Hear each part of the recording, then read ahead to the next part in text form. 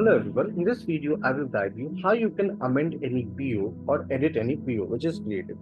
So first you need to go to all modules, go to sales and purchase. After that you need to open this particular purchase transaction. I have created one brilliant PO transaction.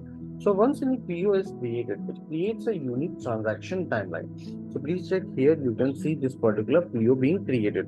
I will open this particular PO. Now I want to make any changes in this PO. So how I can do so? I can do it through the amend option. Where I will get the amend option? So please check on your right hand side, very top, you will see an option of amend. Click on amend. It will ask for the confirmation. Yes, amend. Go below, and here you can add any new item. So what I will do, I will simply just go ahead and add a new item. So this is one of my item which I added, and please check as because the inventory details are there, so it is coming automatically. Go below, and here you need to click on save and send. Once I click on save and send, please check the PO is now amended and the other item is added. I hope this particular video will be helpful to you in order to amend the PO. Have a good day ahead.